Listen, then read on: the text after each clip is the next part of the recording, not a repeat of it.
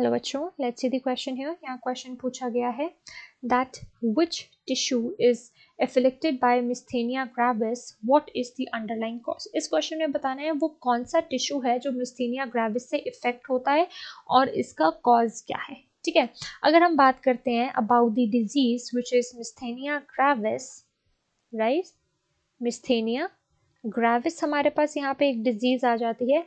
इस डिजीज की बात करें तो ये एक ऑटो इम्यून डिजीज है। ठीक है, ऑटो इम्यून डिजीजेस ऐसे होते हैं जिसमें बॉडी का जो इम्यून सिस्टम है वो अपने ही सेल को किल करने लगता है। ठीक है, auto immune disease which affect the autoimmune disease which affect the neuromuscular junction।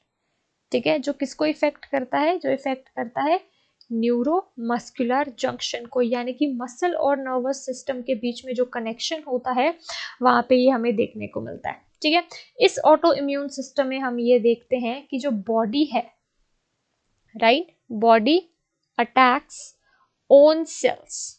ठीक है, बॉडी जो है वो अपनी ही बॉडी के सेल को किल करने लगती है, इसे हम कहते हैं autoimmune disease. Body attack own cells and which cause the transmission error.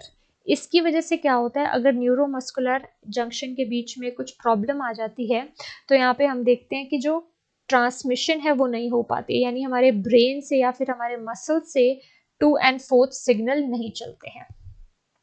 ठीक है, यानी कि ऐसे बात करें ट्रांसमिशन एरर, यानी कि अगर सेंट्रल नर्वस सिस्टम से हमारे मसल की तरफ सिग्नल जाना है या फिर मसल से हमारे सेंट्रल नर्वस सिस्टम की तरफ सिग्नल जाना है तो ये चीज़ें नहीं हो पाती हैं। तो इस वजह से हम देखते हैं कि स्केलेटल मसल की इम्पेयरमेंट होती है। So that is myasthenia gravis. So I hope you understood the question well. Thank you.